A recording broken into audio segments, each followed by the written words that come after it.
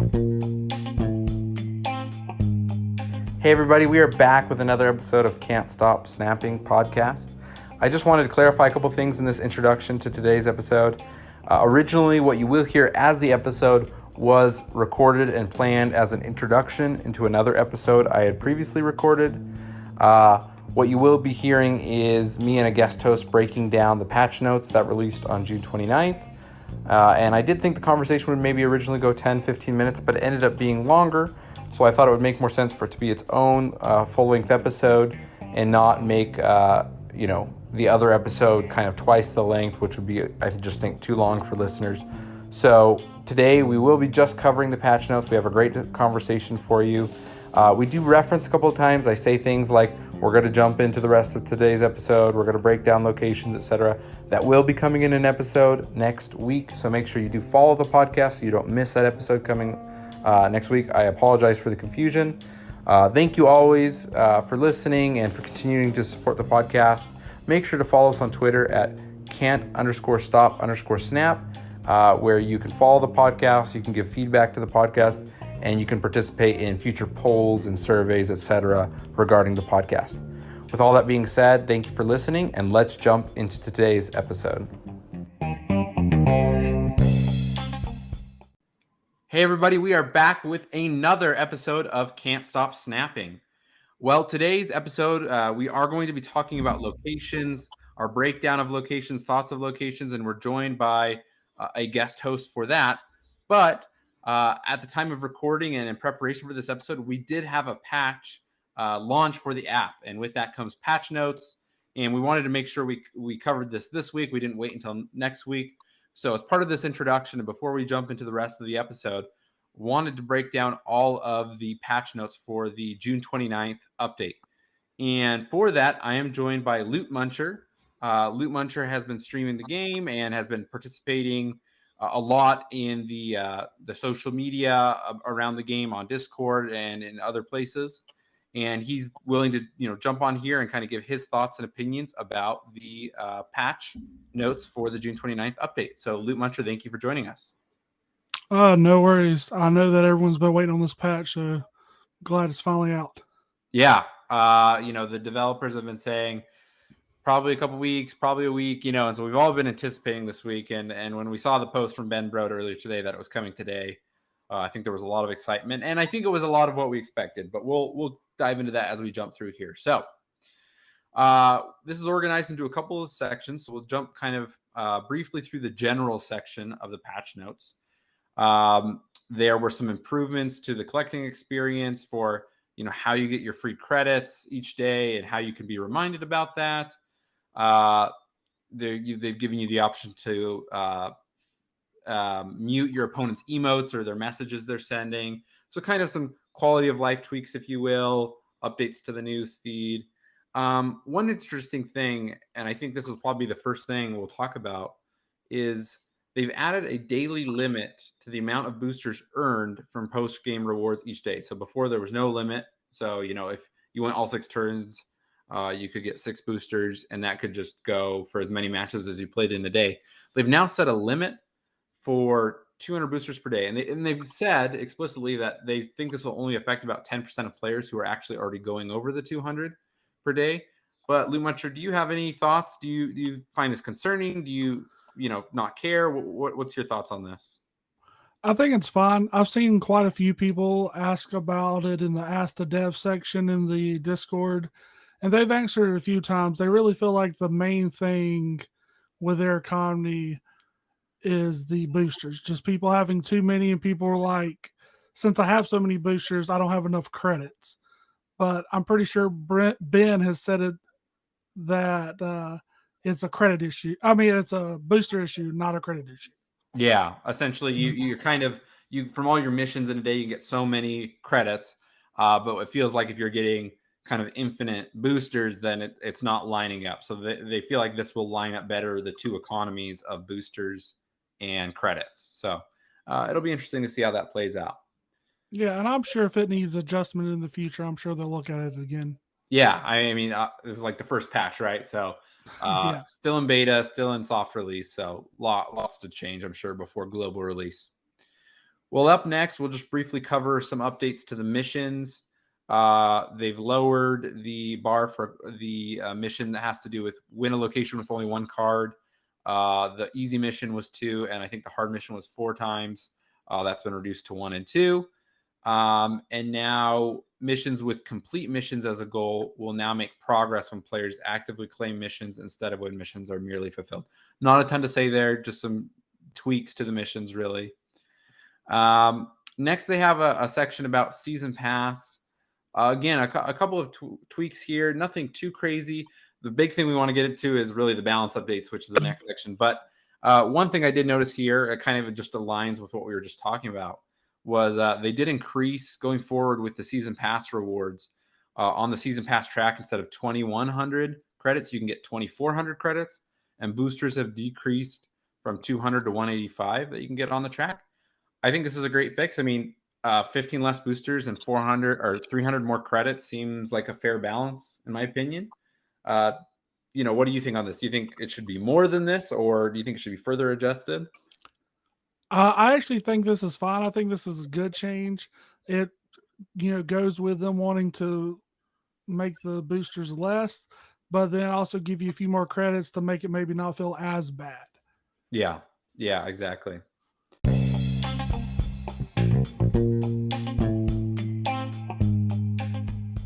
Hey everybody, I wanted to jump in here for just a second to tell you about Anchor.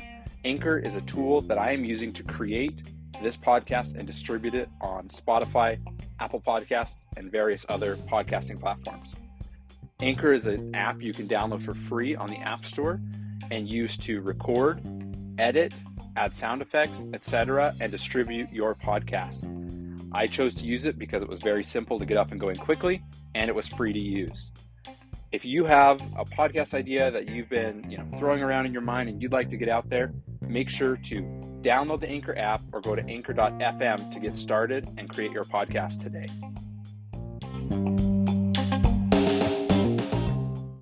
Well, so those are kind of the high-level things with this patch. And now we're going to dive into the real meat, and we'll kind of go kind of piece by piece here and give our thoughts. So balance updates. So we're going to talk cards. The first one I thought was interesting. Colossus is remaining as a 2-cost, 3-power card. His new ability reads, ongoing, can't be destroyed, moved, or have its power reduced. The noticeable change is that or have its power reduced. So it already couldn't be destroyed, already couldn't be moved, kind of this indestructible card, if you will. They've just added even more defense to it.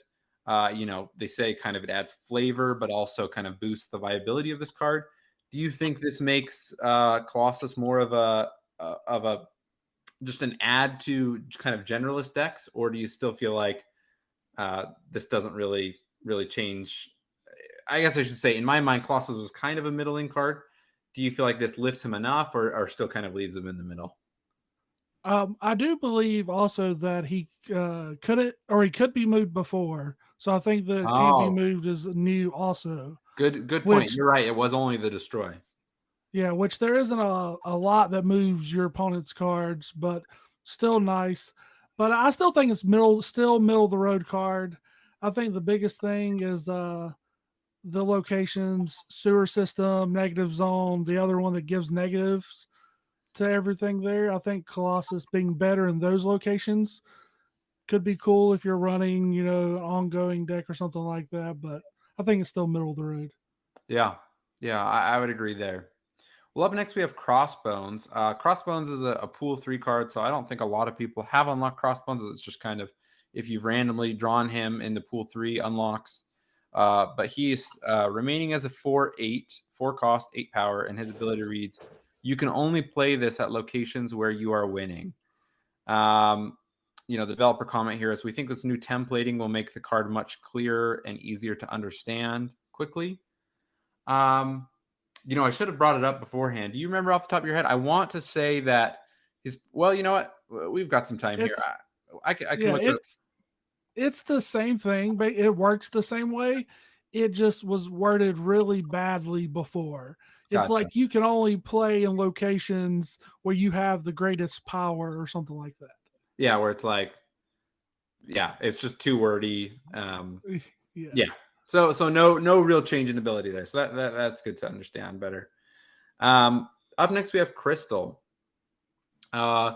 Crystal is a 4/4, and her ability reads on reveal. If this is at the middle location, shuffle your hand into your deck and draw 3 cards. So I think the change here was that they've added that into the middle location section. So that gives you the option, right? If you're wanting to shuffle your hand, drop this on turn 4. You can play it in the middle location. But if you're saying, hey, I just want the 4 power and I don't want to shuffle my hand, this card still has viability. It's not just a wasted card in your hand, I guess. Yeah, definitely. And I've definitely been playing Crystal more in the past couple of days, realizing that I could play her to kind of make sure or have a better chance at seeing my whole deck instead of missing a card or two that I wanted to see. So being able to turn the shuffle off is nice, but I do feel like making you play her middle can feel bad.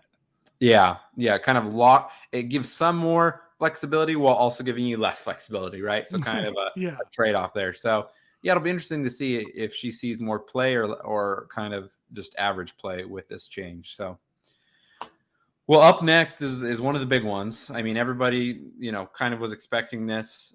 This is Devil Dinosaur. Devil Dinosaur was a 3-cost 0 power card, is now a 4-cost 0 power card. So that is the change, increased by 1 cost. Ability still is ongoing, plus 2 power for each card in your hand. So, the listeners will know we've talked about this on many an episode before, but, Devil Dinosaur being a 3-cost card, and with things like Moon Girl and with Carnage Nova, kind of some of these other cards we'll see that have been changed as well. It was really easy, and I should say Sentinel. It was really easy to get Devil Dinosaur to be a 10 plus power card almost every game. And if you're able to duplicate him, then I mean, that's, 6 power or 6 costs for 20 power if you had 2 of them on the board, etc. And so adding that additional cost kind of slows the ramp and ability of Dinosaur to really just rule the meta, if you will. So I think this is a good change. I think this will kind of push people to try out new deck archetypes and kind of try out some new things. I've got to play a few games with the patch being out, and Dino still feels strong. I'm still seeing people play it with Agent 13 and Sentinel, and still getting it to be good and strong. But the biggest thing, I haven't seen any of the fill bads with the, Moon Girl, and then you drop 2 dinos on turn 6. So I think that's overall probably the biggest change, but still can be a very strong card. I think 4 doesn't really change it from being a strong card, just really tones it down, which it needed. Yeah, we'll still see play. I still think it's a great card to build around, but it's not going to be kind of so overwhelming that you match up against every other match. Yeah, for sure. Up next, we have Doctor Strange. This is one I didn't expect, but I think it's good to see. Doctor Strange was a 3-cost 2 power card and is now a 3-cost 3 power card. So they've buffed his power, and his ability still reads on reveal, move your highest power cards to this location. So, the developer comment here says, Doctor Strange needed some love to strengthen move decks, and we'll see another card up next that has to do with that as well. Yeah, I mean, I think this is a very small change, but just adds that little bit of extra power on the board, and makes playing Doctor Strange, and locking up one of your spots at a location feel less bad, I guess. Yeah, for sure. I know that a lot of people like the move deck, but I definitely think it was struggling before, and just a little extra power, not going to be anything crazy, but helps it make you feel better. Yeah, for sure. And some of the cards that work well with the move archetype are in pool 3, and people haven't unlocked those things like Dagger, Human Torch, etc. And so having kind of some of these base cards buffed, I think, does help the move deck kind of in pools 1 and 2. So speaking about move decks, we'll just jump in here to Craven. Craven is a 2-cost 2 power card, and the ability now reads, when a card moves here, this gets plus 2 power. I believe before it was when you move a card here, this gets +1 power. Yes, that's what it was. So, I mean, you got kind of a double buff here. When a card, meaning you or your opponent, and it gets +2 power. You know, Craven was really a feel bad card. I mean, the developers even said it was basically the weakest card in the game, one of the least played cards in the game. Even though there was this whole move archetype, and obviously it was supposed to be a part of it, just compared to everything else, it just you could maybe you'd play it down for 2 power, and maybe you'd get it up to like 3, 4, 5 power tops. I mean, that's like the max you get. And now with this, I mean, with combos with Cloak, where maybe your opponent can move cards as well. There's a lot of things. Basically, you could get some significant power on Craven given the right movement on the board. Sure, I think he feels way better now. I've actually got to play a couple games with the move deck, and he can just easily grow to 10, 12 power a lot faster than he could ever before. I feel like those power levels were a little harder to get before, or not possible at all. But that buff definitely seems a lot better, and have to keep it moving. Looking forward the new move cards, because this is one of the things that stand out to me that could end up being a little too much. Yeah, it almost seems like, wow. I mean, they kind of went a full 180 on this, from really bad to really good, right? Yeah, for sure. So we'll see how it balances out. I guess one thing I like is with the discard archetype, there's a couple different combos you can play, right? With the destroy kind of archetype, there's a couple different combos you can play. With the move, it kind of felt more limited. And so this opens up, like you could kind of have a strategy built around buffing up a Craven in addition to other strategies. So I guess that's a good thing and healthy, right? You don't have to only play one type of move deck. So yeah, overall, I think a good change. Yeah, I think he was just, if you did play him in your deck, he just didn't do a whole lot. At least now he can, leave behind 8 or 10 power when you move Vulture or Human Torch out of the location. Yeah. Yep.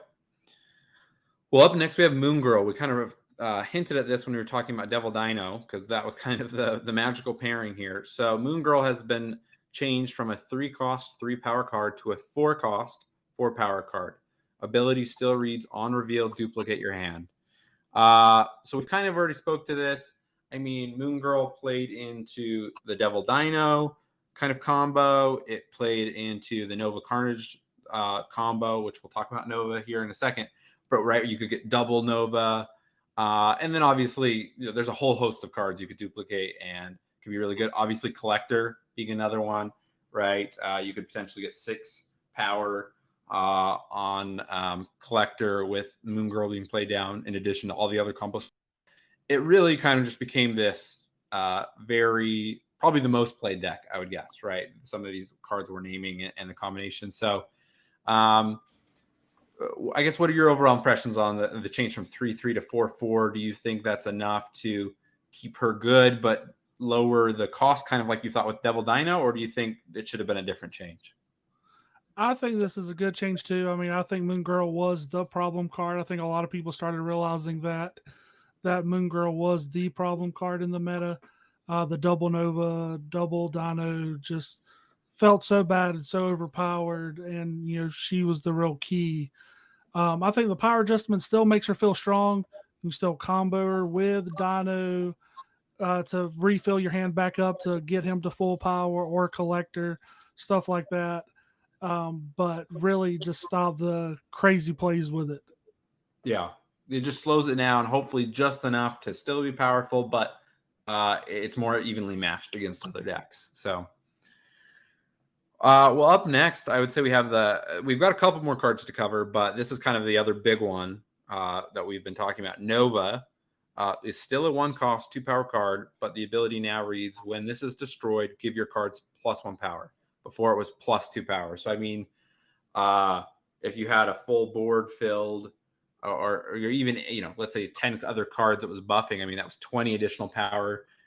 Let alone if you duplicated this with Moon Girl and then we're blowing up two Novas on the last turn, then that's could potentially be like +40 power. I mean, it was just kind of crazy, right? I mean, I definitely used it, right? I'm sure we all use it at one time or another in different decks. I think this is kind of the best you could do to change it. I mean, I agree with not changing the cost or the power. I think changing the power buff to other cards was the best choice. And obviously, if you could still get +1 power on 10 or 11 cards, at the end of the game, that's still not a bad thing. I mean, for a 1 cost card. Yeah, for a 1 cost card, still being able to get the +1 power to the whole board, still I think it's going to be good. And like you said, I'm glad they didn't change the cost to 2. I feel like that would have been a little too much. But being able to still make it feel okay, but not overpowered like it was before. I mean, I'm not even sure if it would have been that big of a problem if Moon Girl wasn't a problem to go with. But to go ahead and just, drop it down, because I think it's very much needed, because the 20-40 power was just way too much. Yeah, 100% agree. Okay, up next we have Okoye, and I don't know how I feel about this one yet. So Okoye has been changed from a 2 cost 1 power card to a 1 cost 1 power card, and the ability now reads, on reveal, give every card in your deck +1 power. Before that was +2 power. I'd like to read the developer comment on this one. So it says, Okoye's current tuning can make game outcomes feel too centered around playing her on turn 2. As we're also looking to increase the pool of 1 cost cards in the game, Okoye looked a perfect candidate to adjust.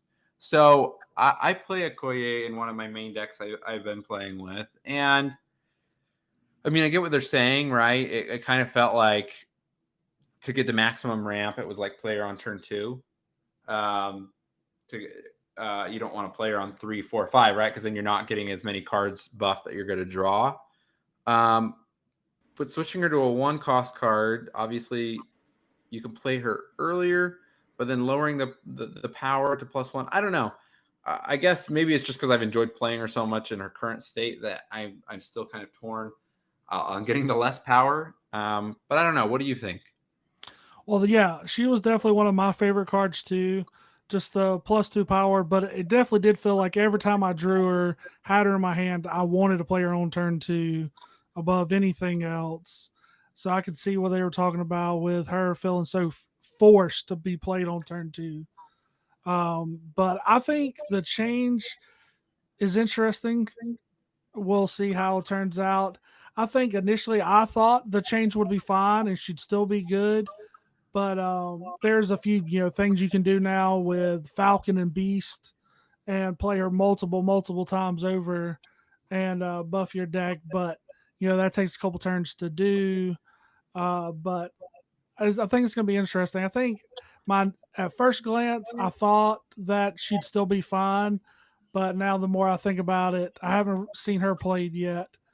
But I think she's going to be a lot weaker than she was before. Yeah, it's. I'm not sure if I'm going to keep her in my deck, so we'll see. We'll have to give our thoughts as more time goes on. So, well, up next we have the last card that was tweaked, which is White Queen. White Queen is still a 4 cost 6 power card. The ability now reads, on reveal, draw a copy of the highest cost card in your opponent's hand. I think this is a very good change. Before it was draw a copy of a 6 cost card in your opponent's hand, like if they have a 6 cost card. And I mean, they even say in their comments, they said it felt like it. They said the previous description might as well said on reveal, say no 6 cost cards in hand, right? So I think this is a good change. I think it makes this card feel better, because I never wanted to play with her, because it's like, well, yeah, I mean, I could play her down, you still get 6 power, but there's probably other better 4 drops I could have that are more consistent. So now it's like you're guaranteed to get a card back, which I think is good. Yeah, I think this is the way the card should have always been. Like, I can't imagine playtesting this card and just like, oh, I missed. Oh, I missed again. Oh, I missed again. And like, oh, this feels fine. I just think it felt real bad, missing most of the time with it. So now changing where you for sure at least get a card back to your hand, possibly one of their better cards, with it being the highest cost. So yeah, I think this is a very good change. Yeah. Well, that's all the cards that have like had functionality changed to them. I'll just make a quick note. They did make text only updates for Morbius, Claw, Widow's Bite, and Rock Slide. They said the gameplay for all those cards has stayed the same, but you may notice different text on those cards. Well, let's dive into the next section of the patch notes here, which is locations. A couple things to dive into here. So general updates, locations with effects that say at the end of have been changed to say after. So functionality in the game hasn't changed. It's just, this always happens with card games and patches and stuff. They try to improve the text and the simplicity over time. And then they also decrease the appearance rates for Negative Zone, Space Throne, and Nowhere. What are your thoughts there? I mean, I feel like Nowhere, Space Throne, Negative Zone are some of my least favorite just because I like to play big decks where decks where I like to fill the board up. And those are limited. So do you think it's a good thing to kind of add those to the pool that generates less frequently? I think so. And I actually like that that's the precedent that they're willing to look at that and to adjust and move stuff up and down of how often stuff shows up. Because I definitely agree with you that those locations can definitely feel bad if they show up too much. Yeah, especially in games where you maybe get like 2 of them. Then it's like, okay, so I can play like 4 cards on this game, right? Yeah, half my deck is useless now. Yeah, it can be a little tricky. Okay, up next, new locations. So they've added a couple new locations to the base pool here. They've been adding about a location a week, and so interesting that they kind of dropped 3 in here, but we'll read through these. So Starlight Citadel, after turn 4, swap the position of each location. I haven't seen this yet. Have you interacted with this in any matches you've played this evening? I have not seen it in my games. I've seen it when I was watching a streamer. It just seems like chaos. It doesn't seem like it does a whole lot. I feel like most games it won't do a whole lot if it moves around like a tinker's room that's not doing anything anymore. Yeah. But I think it definitely can cause some chaos and move stuff around. So it's going to be interesting to see how it plays out. Yeah. Yeah, it will be interesting to see how that feels. Up next, we have Death's Domain. When you play a card here, destroy it. So that is the effect. That may ring a bell. That was the effect of Nowhere. They've actually changed the effect to Nowhere. So I don't know if there's a ton to say here. Basically, Death's Domain is what Nowhere was before. We'll talk about the new Nowhere ability up here in a second. And then the last new location is the Icebox. This reads, give a card in each player's hand +1 cost. So it's essentially Iceman, but a location, right? Yeah. And I misread this location the first time I read it.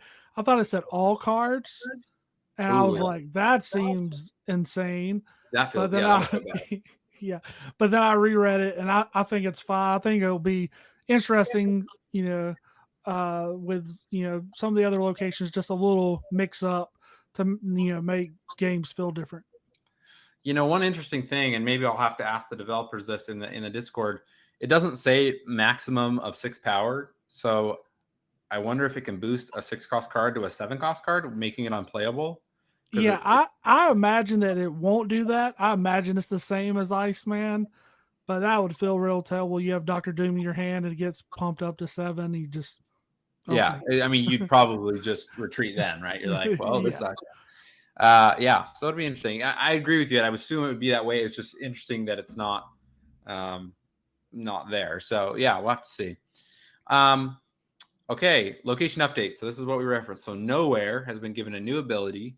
Its ability reads, on reveal effects do not happen at this location. So basically the change here was they added Nowhere's ability to Death's Domain because they thought that fit better with Death and kind of the flavor there. And so they gave Nowhere a new ability, which, on reveal effects do not happen at this location. And this is one of the locations we've already said that this was kind of moved to show up less. So I think it's good to have variety in the locations. This is a new ability and it won't be showing up a ton. So I don't know if I have strong feelings either way. I think this is a fine change. See, I actually feel a little different. I feel like this card is completely shutting down reveals. I've played decks that's just Odin and just a ton of reveal effects. So just that it shuts down that one location for it. Seems like it's going to feel bad. Haven't got to play with it yet. But I'd be interested to see if they add stuff like that in the future. If they have a location that, shuts down ongoing and just kind of stuff like that to keep going with that same kind of theme or not. But it does seem very strong, but it showing up less also gives me hope that it won't be completely terrible. Yeah, for sure. Yeah, definitely can shut down. I mean, there's a lot of on reveal effects in the game currently, so definitely can shut down a lot of strategies. Well, up last here on locations, we have one more change to one mirror dimension. On turn 4, transform into one of the other locations. I think it was before. It was on turn 3, transform into one of the other locations, or am I mistaking that? Does that sound right? No, it was 3. Yep. Yeah, and I think they, I want to say there was a developer comment. What we're looking at doesn't have that now, but basically, they feel like that'll just have better interactions with some of the other, other locations. I think they quoted that they just wanted it to be consistency with Westview because Westview changed on 4.2. Yep. So I think they just want a little consistency with it. Doesn't really change a whole lot. Yeah, very minor change. I don't know if anything will really be that crazy here. Well, something I wanted to add with the locations. Yeah. Watching a streamer play, I saw a new location that wasn't listed on this that popped up. I don't remember the name of it. It was a word, but it was at the end of turn 4. You shuffle your hand into your deck and draw 3 new cards. I wonder how that snuck in. Yeah, it's kind of crazy to me that's not in the patch. I'm glad you brought it up because I played like 3 or 4 matches that I hit that location this afternoon, and I don't like it. Because it just it's okay, right? We want variety, we want different things, and you have to adapt and play too. So I understand that, but so far it's felt bad every time. It's just like I get going, I start pulling my cards, and I start to see how I'm going to play out my turns, and then it's like, boom, everything's gone, and I didn't want it. And an interesting location for sure. Yeah, it definitely seems like an earlier Mindscape or whichever the location was that swapped your hands. Yep. I hate that location because I like to plan and set stuff up. That's my least favorite location. Yep. Yeah, me too. And I like to plan and set stuff up, and this card just does the same thing. So I'm just like, why? No. Yeah. I can't agree more. So great catch. Interesting that they didn't make it to the patch notes. This is their first patch note, so maybe they just a couple things slipped through the cracks, or maybe it wasn't supposed to be part of this patch yet. So interesting. We'll have to see what they say. Well, other than that, in the patch notes, we're not going to go through them, but there is a big section about bug fixes. If you're interested in, if you've encountered bugs and if those bugs are resolved, make sure to check those out in the in-game patch notes. Loot Muncher, just overall, we've talked about several things, locations, cards, etc. Overall, what's your feeling? Maybe on a scale of like 1 to 10, how much do you like this patch or dislike this patch? 10 being, you love it, 0 being you completely hate it. Where do you feel you're at on the meter? I think I'm definitely like an 8 or a 9. I think the cards that they changed that needed to be nerfed, I think they did enough. I don't think any of them will really be anywhere near the power level they were before, feel as bad. One thing I'm worried about, I have seen people feedback with, they've nerfed all the pull 1 cards. So that feels bad to some people. So a little worried about that for new players. But I think this overall a good patch. I mean, I definitely didn't expect as much. I didn't expect the buffs. I didn't expect the locations and changes and stuff like that. And one thing I really like, you said you got to play a few games. If you notice the sound effects and the effects on the locations when they go off, everything's a lot prettier and shinier now. Yeah, some of the graphics are a little crisper. It's funny. I've seen everybody talking in the Discord. Oh, this audio thing and this thing. I was was playing a couple of matches while I was in my class this evening, and so I had my audio off. So I haven't heard any of the noises yet, but I'm hoping to catch a little bit of that tonight. But it sounds like they've added some more of the audio they've been alluding to. They've definitely added some of the audio, but they've also added the locations, like the effects when they go off. They've added a lot more visual effects also. Yeah. Which is funny because like I already thought the game was looking good and all that stuff, but like there's just so much more they can add, right? Which is kind of fun to see that they're going to add more over time. So yeah, nice to see that they're still working on stuff like that. Yeah. Well, awesome. Loot Muncher, I just want to say again, thank you for joining kind of on late notice here. I thought the listeners would want to kind of hear thoughts from a guest on the patch notes here just right after the patch. Really quick before we we close out this segment, and we will be diving into our next segment where we're going to break down kind of overall locations in the game. I just want to give you the chance. Please tell the listeners, where can they find you online? How can they best support you? And just, what's the best way to support your content? You can find me at Twitter at LootMuncher0. And then you can also find me at Twitch at the same thing. Awesome. And do you have a normal schedule you're streaming the game? It's usually weekdays, sometimes on weekends. Weekends are more chaotic, but usually weekdays past 6 p.m. Eastern Standard Time. Awesome. Well, go check out Loot Muncher's streams. He's playing a lot of decks and having a lot of fun with the game. So thank you again for being here. And listeners, thank you for being here as well. And we will be jumping into the rest of today's episode. Thanks for having me. Have a good one.